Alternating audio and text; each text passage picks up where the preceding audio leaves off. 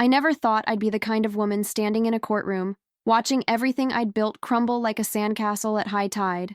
But there I was, 38 years old, wearing a designer suit I could no longer afford, listening to a judge award my ex-husband full custody of our two children. The gavel came down, and with it, any illusion I had left about fairness or justice. My name is Rebecca Martinez, and 6 months ago, I had what most people would call a perfect life. A sprawling house in Malibu with ocean views that made guests gasp when they walked through the front door. Two beautiful kids, Emma, who was 12, and Lucas, who was 10. A thriving career as a tech consultant that had me flying first class to conferences in Dubai and Singapore. My Instagram feed looked like a lifestyle magazine, all carefully curated moments of success and happiness. But Instagram doesn't show you the 3 a.m. panic attacks. It doesn't capture the sound of your husband's voice when he tells you he's been having an affair with his paralegal for the past 2 years. It doesn't photograph the moment your teenage daughter looks at you with something that might be pity or might be contempt. You can't quite tell anymore. The divorce had been brutal. Nathan hired the best attorneys money could buy, and somehow, despite being the one who cheated, he'd managed to paint me as an unstable workaholic who prioritized her career over her children. The worst part was, there was a kernel of truth in it. I had missed soccer games and parent-teacher conferences. I had taken calls during family dinners and checked emails during movie nights. I'd convinced myself I was building a future for my kids, but somewhere along the way, I'd stopped being present for their actual childhood. Standing outside the courthouse that afternoon in late March, I felt the Southern California sun beating down on my shoulders, and all I could think was how wrong it felt to have such beautiful weather on the worst day of my life. My lawyer, Patricia Chen, a sharp woman in her 50s who'd done her best with an impossible case, touched my arm gently. Patricia said, "Rebecca, you still have visitation rights. Every other weekend and Wednesday evenings. This isn't the end." But it felt like the end. It felt like I'd been erased from my own life. The house went next. The $3 million Malibu property that I'd fallen in love with 5 years ago, with its infinity pool and floor-to-ceiling windows, had to be sold to split assets. Nathan got to stay in the guest house with the kids until the sale went through, but I had to find somewhere else to live, somewhere that fit my new, dramatically reduced budget, now that legal fees had decimated my savings, and my consulting contracts had dried up during the months I'd been too distracted and depressed to maintain my professional relationships. I moved into a cramped one-bedroom apartment in Culver City, the kind of place where the neighbors argued loudly at 2 in the morning, and the elevator only worked half the time. I'd gone from ocean views to a view of a parking lot, from a walk-in closet bigger than my current bedroom to a space where I had to store my winter clothes under the bed. The first Wednesday I had Emma and Lucas for my court-mandated evening visit.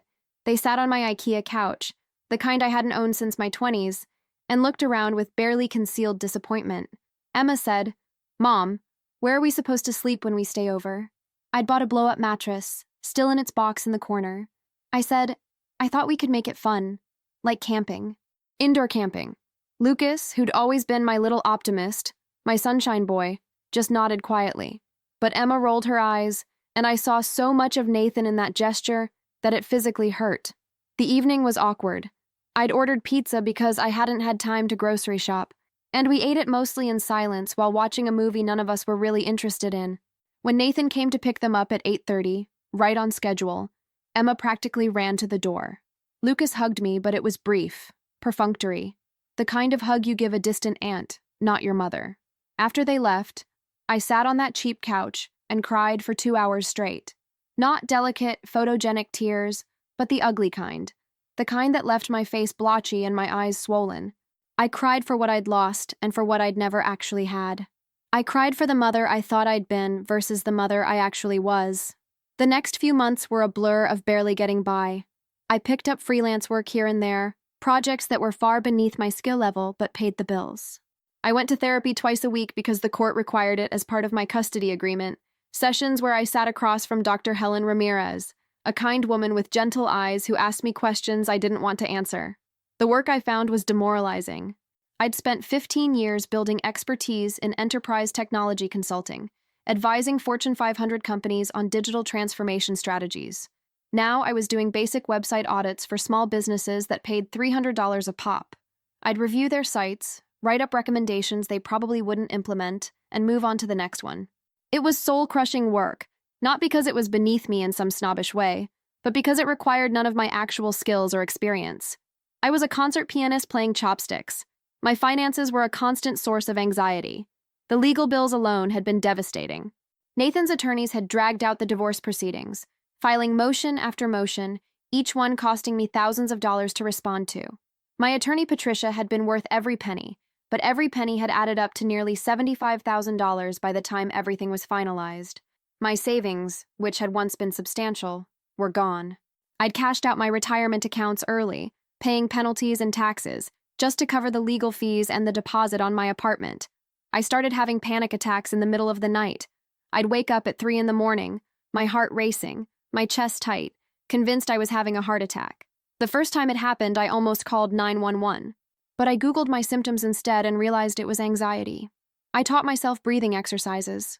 4 counts in, 7 counts hold, 8 counts out. I'd lie in bed doing those exercises for hours, trying to calm my nervous system enough to fall back asleep. Dr. Ramirez said during one session in early June, "Rebecca, I notice you always talk about what you've lost. But I'm curious about who you were before all of this, before the marriage, before the career success. Who was Rebecca Martinez at 25? At 18? I couldn't answer her. I genuinely couldn't remember. It had been so long since I'd thought of myself as anything other than someone's wife or someone's mother or someone's employee. The Rebecca who had dreams and passions independent of those roles felt like a fictional character I'd read about once, but couldn't quite recall the details of. Dr. Ramirez leaned forward. She said, "What did you want to be when you were a little girl? Before anyone told you what was practical or realistic." I thought about it. I said, I wanted to be like my abuela, my grandmother. She was this force of nature, you know.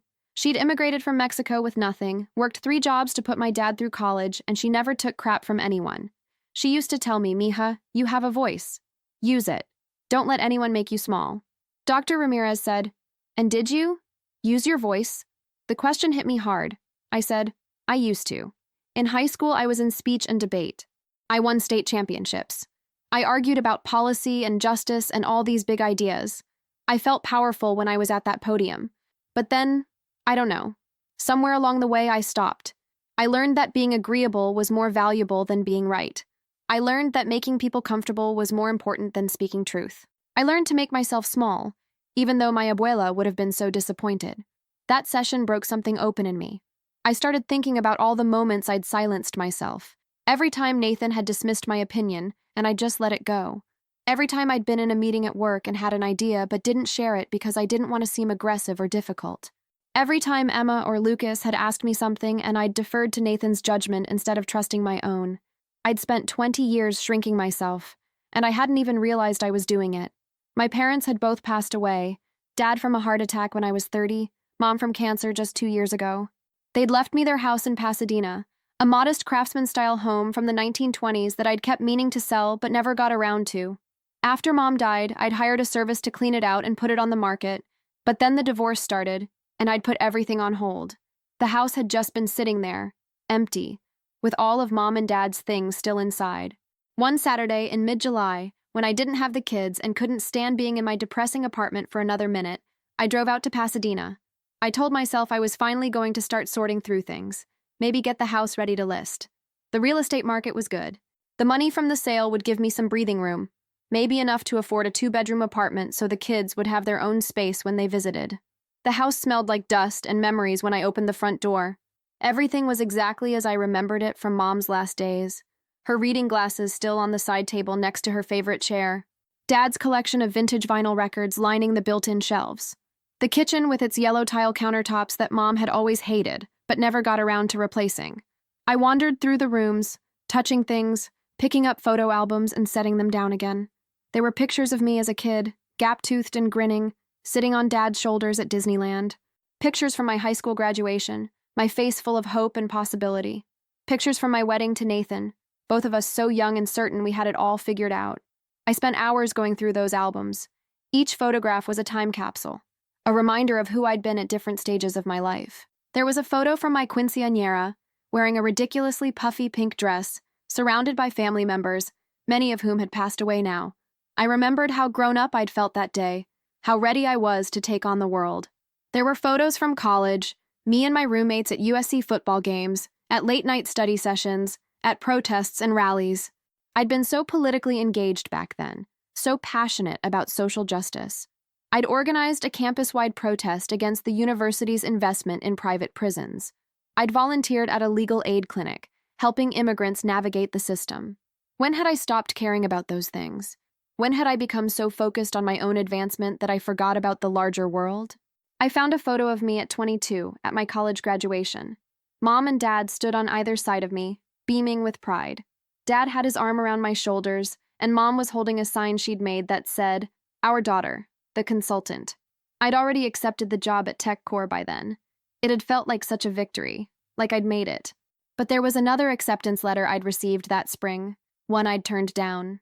A fellowship to work at a nonprofit that helped women in developing countries access technology and education. It would have paid barely anything, required me to live in rural India for 2 years, and offered no clear career path afterward. Nathan had been horrified when I'd even considered it. He'd said, "Becca, be realistic. You have student loans to pay off. You need to think about your future, about our future." So I'd taken the safe choice, the lucrative choice, and it had been fine, good even. I'd learned a lot at TechCore, made good money, built valuable skills. But I'd always wondered about that road not taken, about the person I might have become if I'd chosen passion over practicality. In the back bedroom that had been my childhood room, converted into Mom's sewing space in later years, I found boxes stacked in the closet. Most contained fabric and patterns, but one box, pushed far into the corner, was labeled with my name in Mom's careful handwriting. Rebecca, personal things. I pulled it out and sat cross-legged on the floor, my back against the wall. Inside were treasures I'd forgotten existed, my high school yearbooks, a journal I'd kept when I was 16, full of terrible poetry and dramatic proclamations, certificates from speech and debate competitions. I'd been good at that, at public speaking and constructing arguments. I'd loved it. I opened one of the debate certificates. First place, state championship, Lincoln-Douglas debate. I remembered that tournament. The resolution had been about economic justice, and I'd argued that wealthy nations had a moral obligation to redistribute resources to developing countries. I'd been on fire that day, passionate and articulate and unafraid. The judges had given me a standing ovation. I flipped through my journal from age 16. The entries were embarrassingly earnest, full of big feelings and bigger dreams. One entry caught my eye. It was dated March 15th, and it said, "Today, Ms. Rodriguez told me I could be anything I wanted to be. She said I had a gift for making people listen, for changing minds. She said I could be a lawyer or a politician or an activist, that I could actually make a difference in the world. I want to believe her. I want to be someone who matters, who helps people, who fights for what's right. I don't want to just make money and have a nice house. I want to do something that means something." Reading those words from my teenage self felt like being punched in the stomach. That girl had been so idealistic, so full of purpose. What would she think of the woman I'd become? A woman who'd chosen comfort over conviction, who'd prioritized status over service, who'd spent 15 years climbing a corporate ladder that led nowhere meaningful. There were college acceptance letters, including one from Stanford, which I'd turned down because Nathan had gotten into UCLA and we'd wanted to stay close. I'd ended up at USC instead, which had been fine, good even, but I'd always wondered what might have been different if I'd chosen differently. The Stanford letter was still in its original envelope. I opened it and read it again. "We are pleased to offer you admission to Stanford University with a full academic scholarship. Your application demonstrated exceptional leadership, intellectual curiosity, and a commitment to social justice that aligns with our institutional values. We look forward to welcoming you to our community of scholars and changemakers." Full scholarship. I'd forgotten about that part. I'd turned down a full ride to Stanford to stay close to a boy who would grow up to cheat on me and take my children away in court. The irony was almost funny. Almost. At the very bottom of the box, wrapped in tissue paper, was something I didn't immediately recognize. I unwrapped it carefully and found a leather-bound notebook, expensive looking, with my initials embossed on the cover. Inside, in my own handwriting from what must have been my early 20s, was a business plan. I stared at it, trying to remember. The business was called Empower Her Consulting. The plan outlined a company that would help women in male-dominated tech industries negotiate better salaries, navigate workplace discrimination, and develop leadership skills. There were pages of research, market analysis, potential client profiles, even a 5-year growth projection. The plan was detailed and thorough. I'd clearly spent months on it. There were spreadsheets showing projected revenue and expenses, There were marketing strategies, competitive analyses, potential partnership opportunities. There was a mission statement that read, Empower.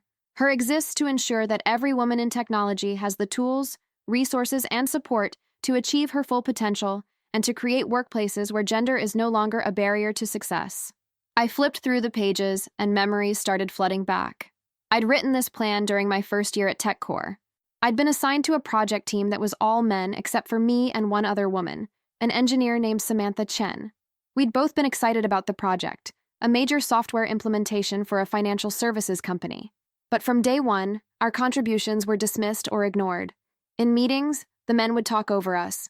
Our ideas would be shot down, only to be presented by male colleagues 10 minutes later and praised as brilliant. Samantha had quit after 3 months. She'd told me, I can't do this anymore. I'm exhausted from fighting to be heard every single day. I'd convinced her to stay, to push through, to prove ourselves. But watching her struggle, watching her confidence erode, had lit a fire in me. I'd started researching, learning everything I could about gender dynamics in the workplace, about negotiation strategies, about how to combat implicit bias, and I'd started writing this business plan. The idea had been to leave TechCore after a couple of years, once I'd built up enough experience and contacts, and start my own consulting firm focused on helping women navigate these challenges. I'd been so excited about it. I'd talked about it constantly, worked on it every weekend, shared my ideas with anyone who would listen. But then Nathan had been offered a job at a prestigious law firm, a job that required us to move to a bigger house in a better neighborhood. We'd bought the Malibu property, taken on a massive mortgage. And suddenly, leaving my stable corporate job to start a risky business venture seemed impossible. We had bills to pay, a lifestyle to maintain. I'd put the business plan aside, telling myself I'd come back to it later, when the timing was better. Later never came. I got promoted at TechCore, then pregnant with Emma, then promoted again, then pregnant with Lucas. The years slipped by, and the business plan got buried deeper and deeper in a box in my parents' garage, along with all the other dreams I'd deferred. I flipped to the last page and found a note in Mom's handwriting, dated just 3 months before she died. It said, Mija, I found this when I was organizing the garage. I remember when you wrote this. You were so passionate, so full of fire. You talked about it for months. Then you met Nathan, and you stopped talking about it. You got the consulting job at TechCore instead, and that was good too. But I always wondered what would have happened if you'd followed this dream. I'm keeping this for you, in case you ever wonder too. I love you so much. You are capable of anything you set your mind to. Don't ever forget that, Mom. I read the note 3 times, and by the 3rd time, I was crying again. But these tears felt different. They felt like something breaking open inside me, something that had been locked up tight for so long I'd forgotten it was there. Mom had seen it. She'd seen me give up on this dream, watched me choose security over passion, safety over purpose, and she hadn't judged me for it. She'd just quietly saved this piece of my past, this reminder of who I'd once wanted to be, in case I ever needed to find my way back to it. I sat there on the floor of her sewing room for another hour, reading through every page of the business plan, letting myself remember that version of Rebecca who'd believed she could change the world. The plan was dated 20 years ago, but the problems it addressed were still relevant. More relevant even, given everything that had happened with Me Too and the increased awareness around workplace inequality. I took photos of every page with my phone, then carefully packed the notebook back in the box. I couldn't leave it here. This was too important, too precious. This was a lifeline Mom had thrown me across time, and I needed to hold on to it. I spent the rest of that day reading through my business plan. The ideas were surprisingly solid. Some parts were dated, obviously written before the Me Too movement, and the increased awareness around diversity and inclusion in tech, but the core concept was still relevant. Maybe even more relevant now than it had been then. I took the notebook back to my apartment, and that night, instead of mindlessly scrolling through social media or watching TV, I opened my laptop. I started researching. What would it take to actually start a business like this now? What would the market look like? Who else was doing similar work? The more I researched, the more excited I became. It was the first time in months, maybe years, that I'd felt genuine excitement about anything. My therapy session the following Tuesday, Dr. Ramirez noticed immediately. Dr. Ramirez said, "You look different today. Something shifted." I told her about finding the business plan, about Mom's note, about the feeling that maybe I'd been living someone else's life instead of my own. She leaned forward, interested. Dr. Ramirez said, What would it look like to pursue this? What would have to change? I said, everything. I'd have to change everything. I don't have the capital to start a business. I barely have enough to make rent. And I'd need to rebuild my reputation in the industry. I'd need to actually prove I can do this. She smiled. Doctor. Ramirez said, those are all practical concerns, and they're valid. But I didn't ask what the obstacles were. I asked what would have to change. There's a difference. That distinction stuck with me. What would have to change? I would have to change. I would have to stop seeing myself as a victim of circumstance and start seeing myself as someone with agency, with choices, with power. I started small. I reached out to old contacts in the tech industry, people I'd worked with before everything fell apart.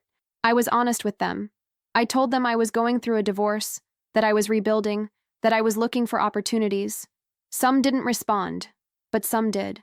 And a few of them had daughters or mentees or colleagues who were struggling with exactly the kinds of issues my business plan addressed. The first few emails I sent were terrifying. I'd stare at the screen for an hour, typing and deleting, trying to find the right words. How do you reach out to former colleagues when your life has imploded? How do you ask for help when you've spent your entire career pretending you had everything under control? I finally settled on honesty. I wrote to Marcus Davidson, a former client who'd always respected my work. The email said, Marcus, I hope this message finds you well. You may have heard that I've been going through some personal challenges this past year. I'm rebuilding my career and my life, and I'm starting a consulting practice focused on helping women in tech industries navigate workplace challenges and advance their careers. If you know anyone who might benefit from this kind of support, I'd be grateful for an introduction. I understand if you're not comfortable making a referral given my recent circumstances, but I wanted to reach out anyway. He responded within an hour. Rebecca, I'm so glad you reached out. I hadn't heard about your situation, and I'm sorry you've been going through a difficult time. I actually have someone perfect for you to talk to. My niece just started at a tech startup, and she's struggling with some workplace dynamics. Would you be open to a call with her? No pressure, just a conversation. And Rebecca, I always thought you were one of the best consultants I worked with. Whatever you're building, I have no doubt you'll make it exceptional. That response made me cry. Not sad tears, but tears of relief and gratitude. I'd been so afraid that my professional reputation had been destroyed along with everything else. But here was someone who still believed in my abilities, who still saw value in what I had to offer. I took on my first client in late August. Her name was Priya Chandrasekhar, a brilliant software engineer in her late 20s who'd been passed over for promotion 3 times despite having better performance reviews than her male colleagues. We met at a coffee shop in Santa Monica, and I listened to her story. Really listened, in a way I realized I'd forgotten how to do. I'd been so focused on my own pain that I'd stopped seeing other people clearly.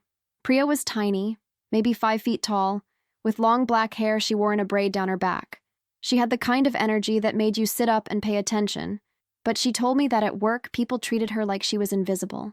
Priya said, I just don't know how to make them take me seriously. Every time I speak up in meetings, I get interrupted or ignored. But when one of the guys says the exact same thing 5 minutes later, everyone acts like it's brilliant. Last week, I spent 2 days solving a critical bug in our codebase. When I explained the solution in stand-up, my manager barely acknowledged it. Then Jake, this junior developer who's been there for 6 months, took credit for it in the afternoon meeting with the executive team, and everyone praised him. I was sitting right there and nobody said anything. I knew that feeling. I'd lived it. The constant erasure, the having to prove yourself over and over while watching mediocre men get promoted for doing the bare minimum. And I also knew how to combat it, both from my own experience and from the research I'd done 20 years ago when I'd first written that business plan. I said, Priya, what you're experiencing has a name. It's called conversational marginalization, and it's a documented pattern in workplace dynamics, especially in male-dominated fields. The interruptions, the idea theft, the selective acknowledgement, these aren't random. They're systemic. And the good news is, there are specific strategies we can use to counter them. Her face lit up. She said, Really? There are strategies? Because right now I just feel crazy. Like maybe I'm imagining it or being too sensitive. I said, You're not imagining it, and you're not too sensitive. You're experiencing something that happens to women in tech every single day. And we're going to work together to change how you show up in these spaces so that you're harder to ignore and impossible to erase. We worked together for 6 weeks. I taught her negotiation strategies, helped her practice assertive communication, gave her frameworks for documenting discrimination without becoming a target. We role-played difficult conversations. We worked on her body language, her voice modulation, her email communication style. I taught her how to reclaim her ideas in meetings, how to build alliances with other women in her company, how to make her contributions visible to the people who mattered. But more than the tactical skills, I helped her rebuild her confidence. We had weekly calls where she'd tell me about her wins and her setbacks, and I'd help her reframe the setbacks as learning opportunities. When she doubted herself, which was often at first, I reminded her of her accomplishments, her skills, her value. I remembered one call in particular, about 3 weeks into our work together. Priya was discouraged because she'd tried to speak up in a meeting and had been shut down by her manager. Priya said, "I did everything we practiced. I stated my idea clearly. I backed it up with data. I even used that technique you taught me where you say someone's name to get their attention. But my manager literally held up his hand and said, 'Let's table that for now,' and then he never came back to it. I felt so stupid. I said, 'Priya, I need you to hear me. You did nothing wrong. You presented your idea professionally and competently. Your manager shutting you down says everything about him and nothing about you. The question isn't what you did wrong. The question is what you do next. Do you let this discourage you, or do you document what happened and keep pushing forward?' She was quiet for a moment. Then she said, 'Document it?' I said, 'Yes. Send a follow-up email to your manager and CC the relevant stakeholders. Say something like, 'In today's meeting, I proposed solution X for problem Y. I'd like to revisit this idea as I believe it could significantly impact our timeline and budget. Can we schedule 15 minutes to discuss?' That email serves multiple purposes. It reclaims your idea in writing, it demonstrates your initiative, and it creates a paper trail." Priya said, "Won't that make me look pushy?" I said it might. Some people will see assertiveness from a woman and interpret it as pushiness. But here's what I've learned. You're going to be judged no matter what you do. If you speak up, you're pushy. If you stay quiet, you're not leadership material. So you might as well advocate for yourself and deal with being called pushy. At least then you're in the game. When she went into her next performance review, she was prepared. She got the promotion, and an 18% raise. She'd gone from being overlooked and undervalued to being recognized as a senior engineer and team lead. She referred 3 friends to me. They referred others. By October, I had steady enough work that I could officially register Empower Her Consulting as an LLC. It wasn't making me rich, but it was covering my bills with a little left over. Each client's story was different, but the patterns were the same. Women who were brilliant at their jobs but couldn't figure out why they weren't advancing. Women who were exhausted from fighting to be heard. Women who'd started to believe that maybe they just weren't cut out for tech leadership, when the truth was that the system was designed to keep them out. I worked with Keisha Johnson, a project manager in her 40s who'd been at her company for 12 years without a single promotion. She'd watched men she'd trained get elevated above her. She'd been told she was too emotional, too aggressive, too soft, depending on the day and who was giving feedback. She was ready to quit. We worked together for 2 months. I helped her understand that the inconsistent feedback wasn't about her performance, it was about bias. When women show leadership, they often get contradictory criticism because leadership doesn't match people's expectations for how women should behave. I taught her how to address that bias directly, how to ask for specific, actionable feedback, how to build a case for her promotion that was so well documented and compelling that they couldn't ignore it. She got promoted to director. 3 months later, she got recruited to a VP position at another company with a 50% salary increase. I worked with Maya Gupta, a fresh graduate who'd accepted a job at a gaming company and was being sexually harassed by her manager. He'd make comments about her appearance, touch her shoulder unnecessarily, invite her to after-work drinks that felt more like dates than team bonding. She was terrified to report it because she'd just started her career and didn't want to be labeled a troublemaker.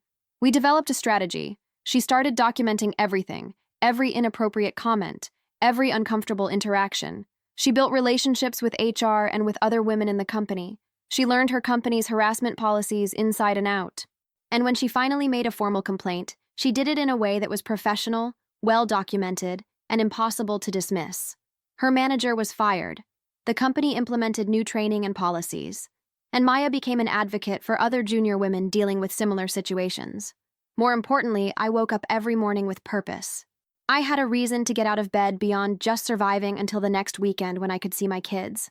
I was helping women who reminded me of my younger self, women with talent and drive who just needed someone to believe in them and give them the tools to advocate for themselves. But it wasn't easy. There were days when I questioned everything. Days when a client would tell me she'd been fired or demoted despite doing everything right, and I'd feel like I was giving people false hope. Days when the systemic nature of the problems felt so overwhelming that my little consulting practice seemed like trying to empty the ocean with a teaspoon. I had a particularly hard day in late September. 2 clients had contacted me in tears. One had been fired after reporting harassment. Another had been passed over for promotion again despite having done everything we'd strategized. I felt like I was failing them, like I was promising solutions to problems that were too big to solve. I called Dr. Ramirez, even though it wasn't my regular appointment day. She squeezed me in for a session that evening. I said, I don't know if I'm actually helping anyone. I'm teaching these women strategies and frameworks, but the system is rigged. It's all rigged. And I'm just sending them back into environments that don't want them to succeed. Dr. Ramirez said, Rebecca, do you remember what you were like 6 months ago, when you first started coming to see me? I said, barely. It feels like a different life. She said, you were hopeless. You'd given up on yourself. You couldn't see a path forward. And now look at you. You've built a business from nothing. You're helping women navigate impossible situations. Not all of your clients will get the outcomes they want because you're right. The system is rigged. But you're giving them tools and community and validation. You're telling them they're not crazy, that what they're experiencing is real and wrong. That matters. That changes lives, even when it doesn't immediately change circumstances. Her words helped, but I still went home that night feeling heavy. I opened a bottle of wine, something I'd been careful not to do too often because I didn't want to develop unhealthy coping mechanisms. But that night, I needed it. I poured myself a glass and sat on my couch, thinking about everything I'd lost and everything I was trying to build and whether any of it mattered. My phone rang. It was Priya, my very first client. My relationship with Emma and Lucas was still strained, but it was getting incrementally better. In September, Lucas asked if he could show his class a presentation about what Mom did for work. I spent an evening with him creating slides about empowering women in the workplace, keeping it age-appropriate but honest. He seemed proud. That meant everything. Emma was harder to reach. She was at that age where everything a parent does is embarrassing or wrong, and she'd been Daddy's girl even before the divorce. But one Wednesday evening in October, she asked me about college. Emma said, Dad thinks I should study business or law. Something practical, but I kind of want to study art. Is that stupid? I thought about all the practical choices I'd made, all the times I'd chosen security over passion, safety over risk. I thought about that business plan gathering dust for 2 decades while I built someone else's dream. I said, Emma, I spent 20 years doing what other people thought I should do. I was good at it. I made a lot of money. I had a house that looked perfect in photos. But I wasn't happy. Not really. The happiest I've been in the last decade is these past few months, building a business that actually means something to me. So no, wanting to study art isn't stupid. Ignoring what makes you come alive, that's what's stupid. She looked at me for a long moment, and I saw something shift in her face. Not forgiveness exactly, but maybe the beginning of seeing me as a person instead of just a disappointing mother. By November, Empower, her had 15 regular clients and a waiting list. I'd been featured in a blog post about women entrepreneurs in LA, which led to speaking invitations. I gave a talk at a Women in Tech meetup, and afterward, a woman in her 50s approached me with tears in her eyes. The speaking engagement had been terrifying. I hadn't spoken in front of a large group since my corporate consulting days, and even then, I'd been representing a big company, hiding behind their credibility. This time, it was just me, standing in front of 75 women, sharing my story and my strategies. I'd almost canceled 3 times. The morning of the talk, I'd thrown up from nervousness. I'd stood in front of my bathroom mirror, giving myself a pep talk. You used to win debate championships. You used to love public speaking. You can do this. The talk was titled, Rebuilding Your Career After Loss, and I'd decided to be completely transparent about my own journey. I talked about the divorce, about losing custody, about moving into a cramped apartment and questioning whether I had anything left to offer the world. I talked about finding the business plan my mother had saved, about choosing to pursue a dream I'd abandoned 20 years ago. And then I talked about the women I'd worked with, the patterns I'd observed, the strategies that worked. I gave practical advice on negotiating salaries, on documenting discrimination, on building support networks, on knowing when to stay and fight and when to walk away. The woman who approached me afterward was named Margaret Chen. She had silver hair and wore a blazer with a tech company logo on it. She said, I've been in the industry for 30 years, and I've never heard someone articulate these experiences so clearly. Thank you for doing this work. You're giving women language for things they've always felt but couldn't name. That's powerful. Her words meant everything. Here was someone who'd been fighting these battles for 3 decades, and she thought what I was doing mattered. It made me feel like maybe I was on the right track, like maybe this work could actually create change. After that talk, my client list exploded. Women reached out from all over LA, and then from all over California, and then from other states. I started doing video consultations because I couldn't meet everyone in person. I developed online workshops. I created workbooks and resources that clients could use between our sessions. That validation, from someone who understood the struggle, meant more than any performance review or promotion I'd ever received in my corporate career. But success brought new challenges. I was working from my cramped apartment, taking video calls with the blow-up mattress visible in the background. I needed a proper office space. I needed help, maybe an assistant or a partner. I needed capital to grow beyond this scrappy startup phase. The apartment had become completely inadequate for what the business was becoming. I'd converted the dining area into a workspace, with a folding table as my desk and plastic storage bins holding all my files and materials. I'd hung a sheet behind my chair to create a neutral background for video calls, but it still looked unprofessional. Clients would sometimes ask if I was in the middle of moving, and I'd have to explain that no, this was just my office. I was also exhausted. I was working 12 to 14-hour days, 7 days a week.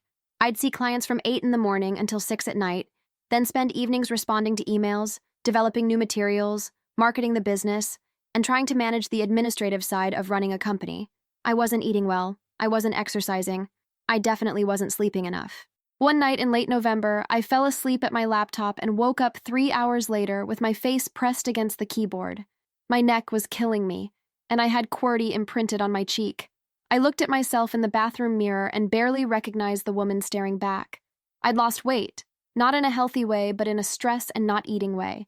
I had dark circles under my eyes. My hair needed cutting. I looked like I was barely holding it together. Because I was barely holding it together. I spent weeks researching small business loans and grants for women-owned businesses. I applied for everything I qualified for. The application process was brutal. Each one required detailed financial projections, business plans, personal financial statements, credit checks. I had to relive my financial collapse over and over, explaining to loan officers why my credit score had dropped, why I had no collateral, why I was a good risk despite everything suggesting otherwise.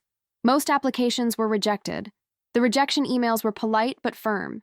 Insufficient credit history, inadequate collateral, business too new to demonstrate viability. I saved every rejection in a folder on my computer, a digital monument to all the ways the system said no to women trying to rebuild their lives. But in early December, I got approved for a small business loan that would cover renting an office space and hiring a part-time assistant for 6 months. The loan was for $35,000 at an interest rate that made me wince, but it was something. It was a chance. I found a tiny office in a shared workspace in Culver City, just 20 minutes from my apartment. It had a desk, a chair, a window that looked out at a brick wall, and a door that closed. It felt like a palace. The first day I had the keys, I went there alone before the official move-in date. I stood in the empty office in the late afternoon light and I cried. Not sad tears, but tears of accomplishment. 6 months ago, I'd been working from a couch, wondering if I'd ever have anything to call my own again. And now I had an office. A real office with my business name on the door. I hired my first employee in mid-December, a recent UCLA grad named Jasmine Rodriguez, who was smart, organized, and believed in the mission. She brought an energy and perspective that pushed me to think bigger. She suggested we start a podcast. She created a social media strategy. Within weeks, our follower count tripled. Jasmine was everything I needed and hadn't known to ask for. She was 23, fresh out of college with a degree in communications and a minor in gender studies. She'd applied to the job posting I'd put up on a UCLA job board, and from her first interview, I knew she was special. She'd said during that interview, "I want to work for Empower Her because I'm tired of watching brilliant women get passed over and burned out. My mom is a civil engineer, and she spent her whole career being the only woman in the room. She's brilliant, but she never got promoted past a certain level because she didn't fit their idea of what a leader looked like. I want to be part of changing that for the next generation." She started the first week of January, and within days, she'd reorganized my entire filing system, set up a proper client management database, and created templates for all the documents I'd been recreating from scratch for each client. She was a force of nature. Jasmine said one afternoon while we were recording a podcast episode, "You know what's amazing about what you're doing? You're not just helping individual women, you're changing the culture. Every woman you empower goes back into her workplace and shifts the dynamics there. It's exponential impact. I'd never thought of it that way. I'd been so focused on the one-on-one work that I hadn't stepped back to see the bigger picture." But she was right. The women I worked with were going on to mentor others, to speak up in ways they hadn't before, to demand better treatment not just for themselves but for the women around them. The podcast, which we called Reclaiming Your Power, launched in February. We interviewed women who'd navigated workplace challenges successfully, experts on gender dynamics and negotiation, and occasionally, I'd share stories from my own journey. The podcast grew slowly at first, but by April, we were getting 5,000 downloads per episode. Women would write to us saying the podcast had given them courage to ask for a raise, or report harassment, or start their own businesses. One email in particular stuck with me. It was from a woman named Jennifer Holt, who wrote, "I've been listening to your podcast during my commute for the past 2 months. Yesterday, I finally worked up the courage to report my manager for creating a hostile work environment. It was the scariest thing I've ever done professionally. I wanted to thank you because hearing your stories and your strategies made me feel less alone. I knew that what I was experiencing wasn't okay, and I knew I had support, even if it was just through headphones." HR took my complaint seriously, and they've started an investigation. I don't know how it will turn out, but I know I did the right thing by speaking up. Thank you for giving women like me a voice. The holidays were hard. It was my first Christmas without the kids waking up in my house, without the chaos of wrapping paper and pancakes and the smell of pine from a real tree. I had them for Christmas Eve dinner, which I prepared in my tiny apartment kitchen, and we ate around my small dining table that barely fit the 3 of us. But something was different this time. Emma helped me cook, and we didn't fight. Lucas told me about his science fair project and asked for my advice. When Nathan picked them up that evening, Lucas hugged me tight and whispered, "I'm proud of you, Mom. You're doing cool stuff." After they left, I sat on my couch and cried, but this time it was from gratitude. I wasn't fixed, my life wasn't perfect, but I was building something real, and my kids were starting to see me again. The real me, not the distracted, stressed version who'd been slowly disappearing into her career and unhappy marriage. New Year's Eve, I spent alone in my apartment, reflecting on everything that had changed. A year ago, I'd been in Malibu, at a party Nathan and I had hosted, surrounded by people who I'd thought were friends, but who had mostly disappeared when the divorce got ugly. I'd been drunk on expensive champagne and miserable, though I wouldn't have admitted it then. This year I was sober, in a one-bedroom apartment, eating takeout Chinese food and watching the ball drop on TV. And I was happier than I'd been in years. I made a list of goals for the new year. Grow Empower Her to 30 clients, hire another full-time employee, launch the podcast professionally, write a book about my experiences and the lessons I'd learned, and most importantly, keep rebuilding trust with Emma and Lucas. Keep showing up as the mother I wanted to be, not the mother I'd been. January brought unexpected opportunities.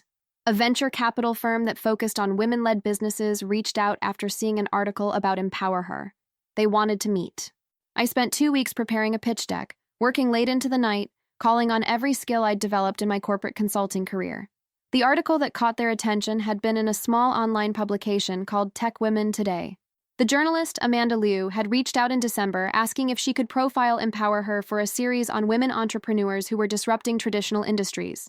I'd almost said no because the idea of sharing my story publicly, of having my divorce and custody battle and financial struggles printed for everyone to read, made me feel exposed and vulnerable. But Jasmine had convinced me. She'd said, "Rebecca, your story is your strength. It's what makes you credible. Women need to see that you've been where they are, that you've survived what they're surviving. Your vulnerability is your superpower." So I'd done the interview. I'd been honest about everything, about the $3 million house I'd lost, about standing in court while a judge took my children away, about crying on the floor of my crappy apartment, about finding a business plan my dead mother had saved for me. Amanda had written a beautiful piece that was both personal and inspiring, and it had been shared thousands of times on social media. 3 days after the article published, I got an email from Catherine Park, managing partner at Elevate Capital, a VC firm that invested exclusively in women-led businesses. The email said, "Rebecca, I read your story in Tech Women Today, and I've spent the last 2 days researching Empower Her. What you're building is exactly the kind of business we support. Would you be open to a meeting to discuss potential investment? We're based in Century City and would love to learn more about your vision for scaling the company. I must have read that email 10 times, certain I was misunderstanding something. Venture capital firms didn't just reach out to people. You pitched them, you begged them, you fought for their attention. They didn't come to you. I called Jasmine immediately. I said, I think a VC firm wants to invest in us. Is that possible? Do they actually reach out first, or is this some kind of scam? She screamed so loudly I had to hold the phone away from my ear. She said, Rebecca, Catherine Park is legendary. She's like the queen of impact investing. This is real, and this is huge. You have to take this meeting. You have to nail this pitch. This could change everything. The pitch meeting was in a sleek office in Century City, the kind of place I used to work in regularly. I walked in wearing a blazer I'd bought at a thrift store and shoes I'd owned for 5 years, carrying a laptop that was 2 generations old. I felt like an imposter. The office was all glass and steel, with floor-to-ceiling windows that overlooked the city. There was original art on the walls, the kind that probably cost more than my annual rent. The receptionist offered me sparkling water in a glass bottle, and I sat in the waiting area trying not to let my nervousness show. Catherine Park came out to greet me personally. She was in her mid-40s, Korean-American, wearing a simple black dress and statement earrings. She had the kind of presence that commanded respect without demanding it. Catherine said, Rebecca, thank you so much for coming in. I've been following your work, and I'm impressed. Let's go to the conference room and you can walk us through your vision. The conference room had 8 people in it, all women, all senior partners or associates at the firm. I connected my laptop to their projection system with shaking hands and pulled up my pitch deck. For the first few slides, I felt like I was reading from a script, hitting the points I'd practiced but not really connecting.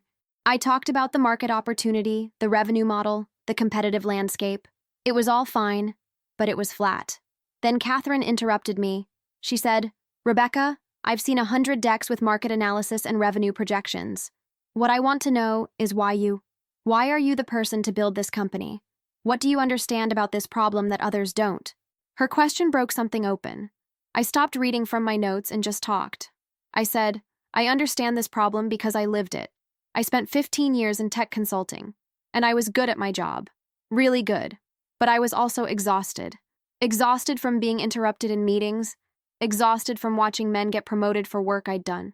Exhausted from being told I was too aggressive when I advocated for myself and too passive when I didn't. I made a lot of money, but I also made myself small.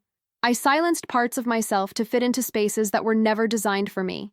And then my marriage fell apart, and I lost custody of my kids, and I lost my house, and I lost everything I'd built. And in the middle of that devastation, I found a business plan I'd written 20 years ago, before I'd learned to make myself small. It was a plan to help women in tech find their voices and their power, and I realized that I'd spent 2 decades ignoring my own purpose because I was too busy chasing someone else's definition of success. So why me? Because I know what it costs to succeed in these industries as a woman. I know the toll it takes on your confidence, your relationships, your sense of self. And I also know that it doesn't have to be that way. I know that with the right support and strategies, women can navigate these spaces without sacrificing who they are. I know this because I'm doing it now, and I'm helping other women do it. Every single day. The room was silent when I finished. Then Catherine started clapping, and the others joined in. Catherine said, That is why we invest in founders. Not because they have perfect projections or pristine credentials, but because they have clarity of purpose and personal stakes in the game. You're not building Empower Her because you think it's a good business opportunity. You're building it because you have to, because you can't not build it. That's the kind of founder we bet on. But when I started talking about Empower Her, about the women we'd helped and the impact we were having, that feeling evaporated. This wasn't about looking the part. This was about believing in the work. The lead investor, a woman named Catherine Park who'd built and sold 2 successful companies, listened intently. When I finished, she leaned back in her chair and smiled. Catherine said, I've heard 100 pitches this year. Most of them are solving problems that don't really exist, building apps nobody needs, but this is addressing a real systemic issue. And you're not just theorizing about it. You've been in the trenches. You've lived it. That authenticity is rare and valuable. Let's talk about what investment could look like. We spent the next 2 hours going through details. They asked tough questions about scalability, about customer acquisition costs, about competition, about my plans for hiring and expansion. I answered as honestly as I could, acknowledging what I didn't know while demonstrating what I did. At the end of the meeting, Catherine walked me out. She said, "We're going to run our due diligence process, which will take about 3 weeks. But I want you to know that I'm personally very interested in making this investment happen. What you're building matters, and I think with the right resources, you could scale this nationally, maybe internationally. Think about what that could look like. Think big." I floated out of that office. I called Jasmine from my car and told her every detail. She screamed again, and we both cried happy tears. They offered me a seed investment of $200,000 for 15% equity in the company. It was more money than I'd ever imagined having access to. It would allow me to hire a full team, rent a proper office, develop our service offerings, and market aggressively. The offer came via email 3 weeks later, exactly as Catherine had said. The email included a term sheet with all the details, and I must have read it 20 times, making sure I understood every clause. I called Patricia, my divorce attorney who'd become a friend and advisor, and asked her to review it. She said it was a fair deal, maybe even generous. Patricia said, "Rebecca, I've watched you rebuild from nothing. This is extraordinary. Take a moment to appreciate how far you've come. A year ago, you were sitting in my office crying, convinced your life was over. Now you're negotiating investment terms with one of the most respected VC firms in the state. That's not luck. That's resilience and talent and hard work. Be proud of yourself. I called Mom's old house that night and sat in her favorite chair, the one by the window where she used to read. I talked to her like she was still there. I said, "I did it, Mom. I found the business plan you saved for me, and I did it. I built the thing I was too scared to build before. I wish you could see this. I wish you could see that your note changed everything. You believed in me when I didn't believe in myself, and you left me a reminder of who I used to be, who I could be again. Thank you, Mom. Thank you for seeing me, for saving that piece of my past, for believing that someday I'd need it. I hope I'm making you proud." I sold the Pasadena house in late February. It was bittersweet, saying goodbye to the place I'd grown up, but I knew Mom and Dad would have wanted me to use the resources to build my future, not cling to the past. The sale gave me enough money to buy a small condo in Silver Lake, a 2-bedroom with enough space for the kids to have their own room when they visited.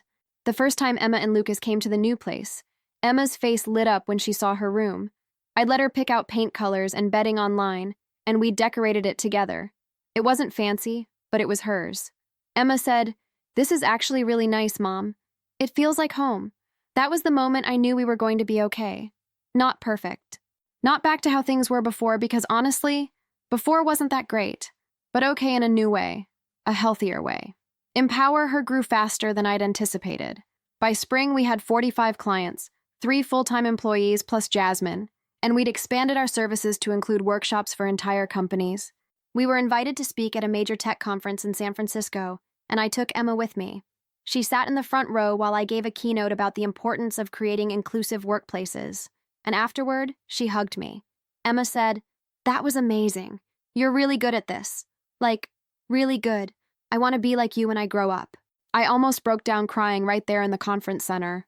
For so long, I'd worried that I'd ruined my relationship with my kids, that they'd grow up seeing me as a failure or a cautionary tale. But here was Emma, my critical, hard-to-impress 12-year-old, saying she wanted to be like me. The custody arrangement was still in place, every other weekend and Wednesday evenings, but Nathan had started being more flexible. When I needed to take the kids to a work event, or when they wanted to spend extra time with me, he didn't fight it. I think he could see that I was different now. Not the stressed, distracted person I'd been during our marriage, but someone more grounded, more present. In May, we had what my lawyer called a milestone. Nathan's attorney reached out to discuss modifying the custody agreement. Nathan was willing to consider joint custody, 50-50 time split. It was what I'd wanted from the beginning but hadn't been able to get in court. Patricia said during our meeting, "Rebecca, this is significant progress. He's seeing you as a stable, capable parent. The work you've done, both on yourself and in building this business, it's paying off in ways beyond just professional success." We went back to court in June, exactly 1 year and 3 months after the original custody hearing. This time, walking into the courthouse didn't fill me with dread. I was nervous, sure, but I also knew I'd done everything I could. I'd proven to myself and to my kids that I could show up, that I could be the mother they deserved. The judge reviewed the case, looked at reports from the court-appointed psychologist who'd been monitoring my visits with the kids, and read statements from both Emma and Lucas about wanting to spend more time with me. After what felt like hours but was probably only 20 minutes, she approved the modified custody arrangement. Walking out of the courthouse that afternoon, the same Southern California sun was shining, but this time it felt right. It felt like hope. Lucas grabbed my hand and said, "Does this mean we get to be with you more?" I said, "Yes, buddy. A lot more. Half the time. You'll have 2 homes, and both of them will be filled with people who love you." Emma was quieter, but as we walked to the car, she leaned her head against my shoulder, and I wrapped my arm around her. We didn't need words for that moment. By summer, Empower Her had become more than I'd ever imagined. We'd helped over 200 women negotiate raises, file discrimination complaints, transition to leadership roles, or start their own businesses. We'd been featured in Forbes, in Fast Company, in a segment on a morning news show. I'd signed a book deal and was writing my manuscript on weekends and late nights, pouring everything I'd learned into pages that I hoped would help women avoid the mistakes I'd made. But the growth wasn't without challenges. I was working constantly, and I had to be careful not to fall back into old patterns, not to let work consume me the way it had before. I set strict boundaries: no work after 8 p.m., no checking email during dinner with the kids, therapy every week, non-negotiable, even when I felt like I was too busy. Dr. Ramirez said during one session in July, "You've accomplished something remarkable this year. But I'm curious, what scares you now? What keeps you up at night?" I thought about it. I said, "I'm scared that I'll mess this up somehow, that I'll get so focused on success that I'll lose sight of why I'm doing this, that the business will grow so big that it stops being about helping women and starts being about profit margins and market share, that I'll look back in 10 years and realize I've just traded one hollow version of success for another." She nodded. Dr. Ramirez said, "That's a healthy fear. It means you're staying conscious. The fact that you're aware of that danger is your best protection against it. Keep checking in with yourself. Keep asking if what you're doing aligns with your values. And remember, you don't have to do this perfectly. You just have to keep showing up authentically." In August, Nathan got engaged to his girlfriend, the paralegal he'd had the affair with. I expected to feel angry or bitter, but mostly I just felt sorry for them. They were building a relationship on a foundation of betrayal, and I didn't think that ever ended well. But it wasn't my problem anymore. I had my own life to live. The kids were nervous about telling me, but I made sure they knew I was okay with it. I said, "Your dad deserves to be happy, and so does she. And you deserve to have adults in your life who treat you with love and respect. If she does that, then I'm glad she's there." Emma looked relieved. Emma said, "You're not mad?" I said, "I'm not mad. I'm grateful. Grateful that your dad and I aren't making each other miserable anymore. Grateful that we can both move forward. Grateful that I found my way back to myself. None of that would have happened if we'd stayed married." That fall, Emma started 8th grade, and Lucas started 6th. They were thriving. Emma had joined the art club at school and was talking about applying to arts programs for high school. Lucas had made the soccer team and was getting straight A's in science. They split their time between Nathan's house and my condo, and they seemed comfortable in both places. One Friday evening in late September, I was making dinner in my kitchen, and both kids were there, doing homework at the dining table. It was such an ordinary moment, but it struck me how extraordinary it actually was. A year ago, I couldn't have imagined this. This peace. This normalcy. This feeling that we were a family, even if the shape of that family looked different than it used to. The doorbell rang, and I opened it to find a delivery person with a huge bouquet of flowers. The card said, "Congratulations on 1 year of Empower Her, from all of us who believed in you from the beginning." It was signed by Catherine Park and the entire VC team. Emma came to look at the flowers. She said, "Mom, these are beautiful. You must be doing something really special for people to send you flowers like this." I said, "I think I am. I think I'm finally doing what I was meant to do all along." It just took losing everything to figure out what that was. Lucas joined us. He said, "Sometimes in video games, you have to die and restart to figure out the right strategy. Maybe real life is like that too." I laughed and hugged him. Out of the mouths of 10-year-olds? Maybe he was right. Maybe I'd had to lose my old life completely to discover the one I was actually supposed to be living. October brought another milestone. We moved Empower Her into a real office space, not a shared workspace, but our own suite in a building in downtown LA. It had a conference room, separate offices for me and my growing team, and a reception area with our logo on the wall. The logo I'd sketched in that leather notebook 20 years ago, updated and professional, but still recognizably mine. The night before we opened the new office, I went back to the Pasadena house one last time. The new owners had already taken possession, but they'd graciously agreed to let me stop by to take a few final photos. I stood in what had been Mom's sewing room, in the spot where I'd found that box with the business plan. I said out loud to the empty room, "Thank you, Mom. Thank you for saving this. Thank you for believing I could do it even when I didn't believe in myself. Thank you for your note that reminded me who I used to be before I forgot."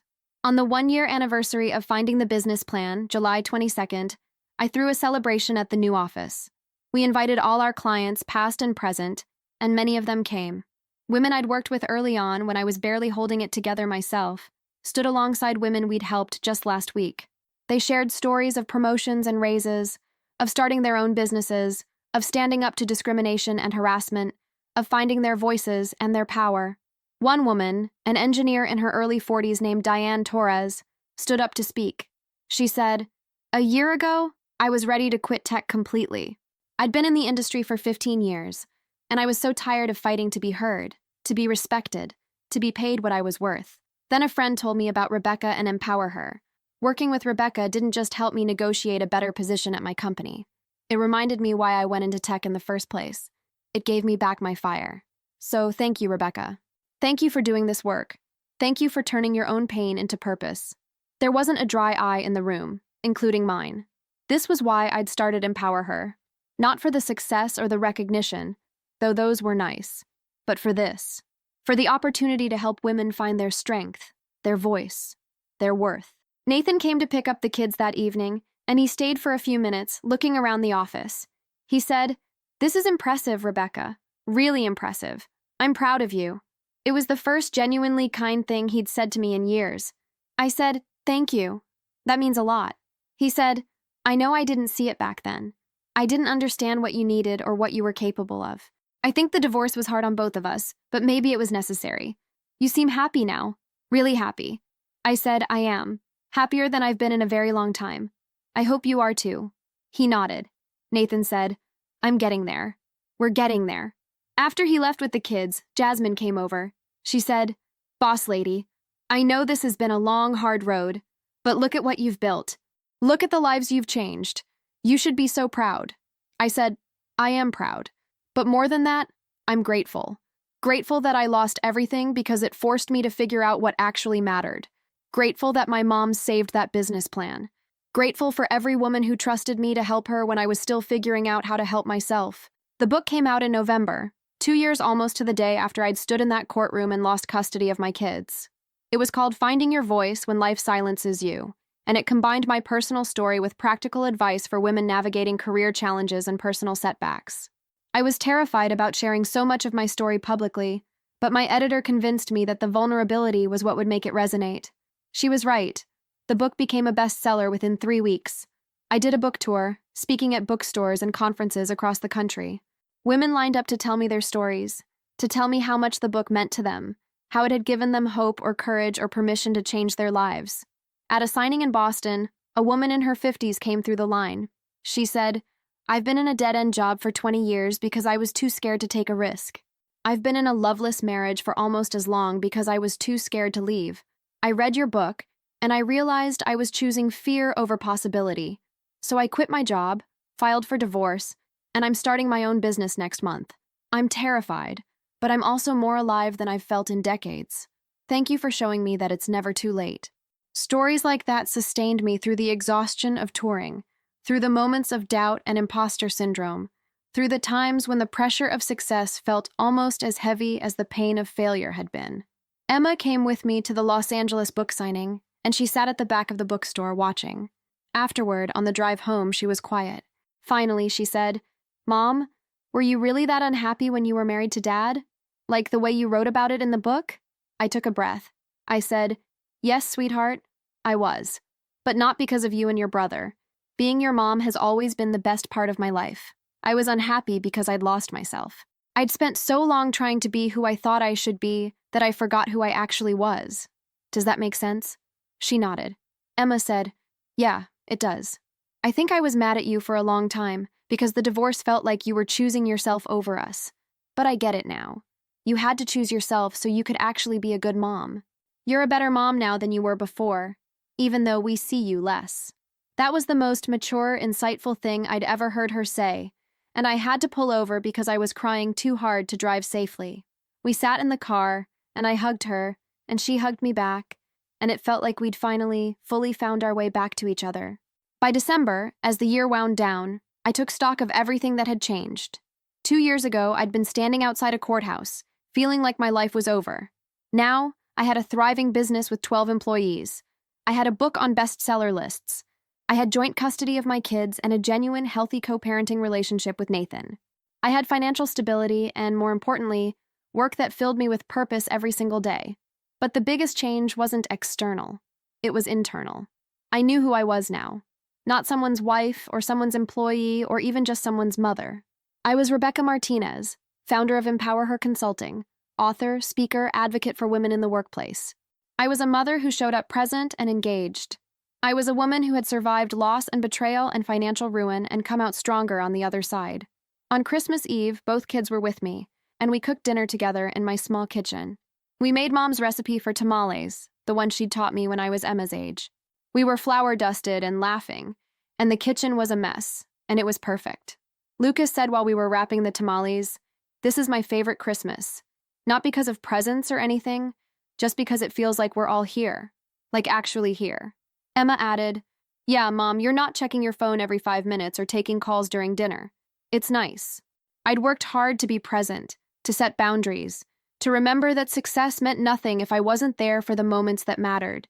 Hearing that my kids noticed made every sacrifice worth it. That night, after they'd gone to bed in their rooms, I sat in my living room with a cup of tea, looking at the small Christmas tree we decorated together. The ornaments were a mix of new ones and ones I'd salvaged from the old house. Reminders of the past integrated into the present. I thought about that leather notebook in Mom's handwriting. I thought about how close I'd come to selling the Pasadena house without ever going through those boxes, without ever finding the business plan.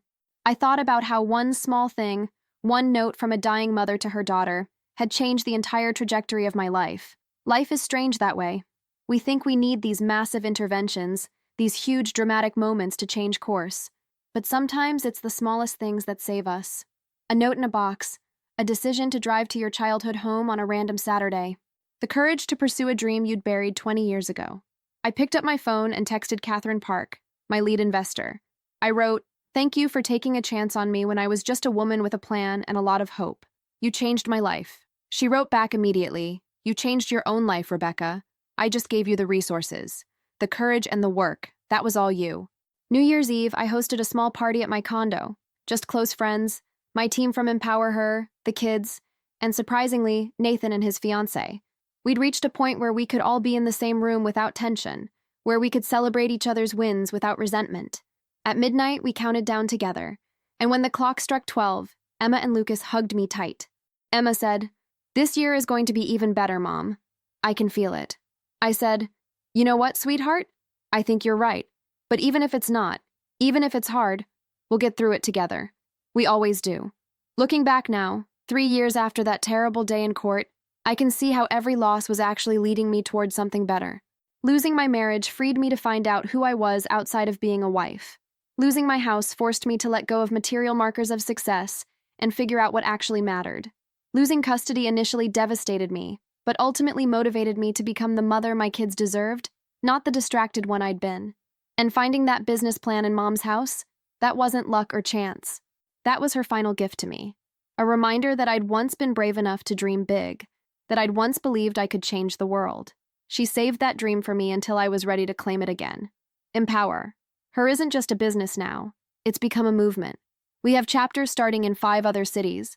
We're developing an app to make our services more accessible. We're training other consultants to do this work. We're partnering with universities to reach women before they even enter the workforce. But beyond all the growth and success, what matters most is that every single day, I wake up knowing I'm exactly where I'm supposed to be, doing exactly what I'm meant to do. I'm helping women find their power, their voice, their worth. And in doing so, I found my own. The $3 million house is gone. The perfect Instagram life is gone. But I wouldn't trade what I have now for any of that. Because what I have now is real. It's authentic. It's mine. I'm not perfect. I still have bad days. I still struggle with mom guilt and work-life balance and all the challenges that come with building a business and raising kids and trying to be a whole person. But I know who I am now. I know what I value. I know what I'm capable of. And it all started with a note from my mother and a business plan I'd written when I still believed anything was possible. Turns out, anything is possible. You just have to be brave enough to lose everything to find out what you're really made of.